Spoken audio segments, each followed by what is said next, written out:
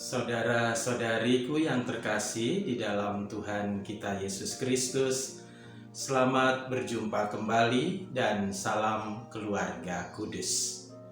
Hari ini Selasa dalam Pekan Paskah yang keempat, kita merenungkan Injil Yohanes bab 10 ayat 22 sampai dengan 30. Di dalam Injil ini dikisahkan bagaimana Yesus menjawab keraguan-raguan dan kebimbangan orang-orang Yahudi tentang identitas Yesus sebagai Putra Allah. Dan Yesus menunjukkannya kepada mereka melalui perbuatan-perbuatan yang telah Ia lakukan di dalam pelayanannya, mujizat-mujizat dan juga segala sesuatu yang Dia ajarkan berasal dari Bapa. Dan di akhir Injil, Yesus menegaskan kepada mereka bahwa Ia dan Bapa adalah satu. Saudara-saudariku yang dikasihi Tuhan, sering kita bertemu dengan banyak orang baik.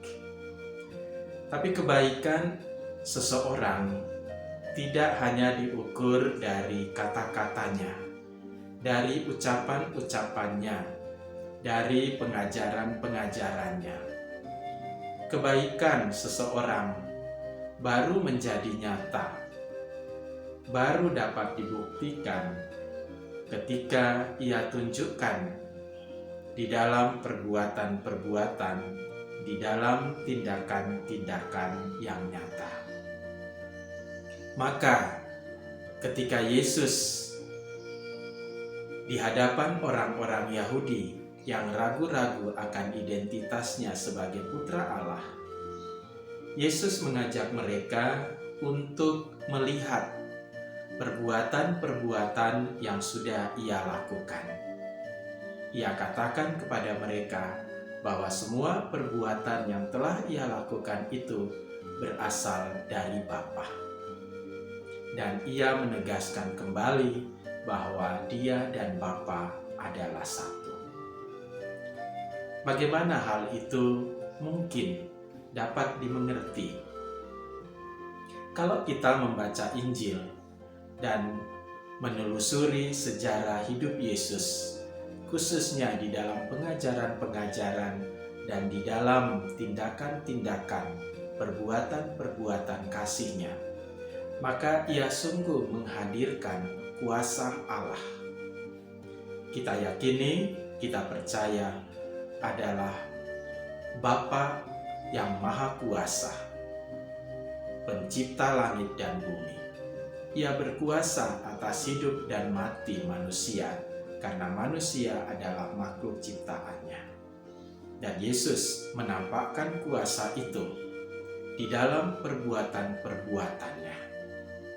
Dalam kuasa Allah, Ia membangkitkan orang mati. Dalam kuasa Allah, Ia menyembuhkan orang yang sakit. Dalam kuasa Allah, Ia mengusir roh-roh jahat. Dalam kuasa Allah, Ia membuat orang yang lumpuh bisa berjalan. Ia membuat orang yang buta bisa melihat. Ia membuat orang yang tuli bisa mendengar. Bahkan Ia bisa membuat laut yang bergelora menjadi tenang. Angin yang sangat kencang bisa menjadi tenang.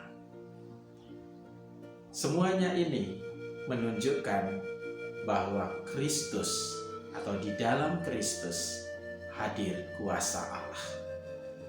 Inilah yang menandakan identitas Kristus sebagai Putra Allah.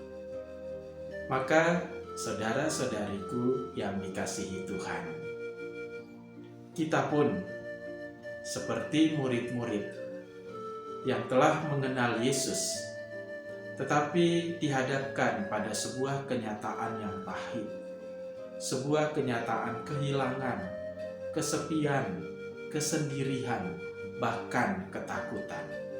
Ketika Yesus ditangkap, mengalami penderitaan, dan akhirnya wafat di kayu salib. Para murid merasa kehilangan harapan. Mereka diliputi ketakutan, mereka diliputi oleh kesedihan, bahkan mereka menyembunyikan diri karena takut disebut sebagai pengikut Kristus. Beberapa dari mereka pulang kembali ke kampungnya untuk hidup sebagaimana awalnya sebelum mereka dipanggil oleh Yesus Kristus menjadi murid dan rasulnya. Tetapi lewat pengalaman kesedihan, kesendirian, kesepian, ketakutan itu, mereka boleh mengalami sukacita besar karena masih tersisa sedikit harapan di dalam diri mereka bahwa Kristus pada hari ketiga akan bangkit mulia. Dan kebangkitan itulah yang meneguhkan dan menguatkan mereka, bahkan memberikan sukacita besar.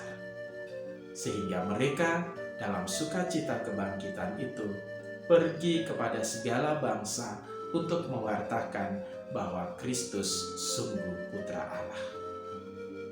Kita adalah murid-murid Kristus di zaman ini. Dan kita juga melalui pengalaman-pengalaman hidup kita masing-masing teristimewa di dalam pengalaman-pengalaman kesulitan, kesedihan, kesendirian, kesepian, ketakutan. Kita semakin dapat merasakan dan mengenal kasih Allah, kasih Kristus yang datang menyertai kita, yang menolong kita, yang meneguhkan kita, yang menguatkan kita. Dan bersamaan dengan semuanya itu, iman kepercayaan kita semakin dikuatkan dan diteguhkan. Semakin yakin bahwa Kristus sungguh Putra Allah yang hidup, yang menyertai kita sampai akhir zaman, juga saat-saat kita mengalami kesedihan, saat-saat kita mengalami kesepian, kesendirian, dan kesulitan. Dia hadir memberikan sentuhan kasih-Nya sehingga kita boleh mengalami sukacita. Dan di dalam sukacita itu kita pergi untuk mewartakan karya agung Allah di dalam hidup kita masing-masing. Semoga Roh Kudus Allah menolong kita sehingga kita semakin mampu untuk melihat kasih Allah itu di dalam pengalaman hidup kita setiap hari. Salam Selasa, setia laksanakan sabda Allah. Berkah dalam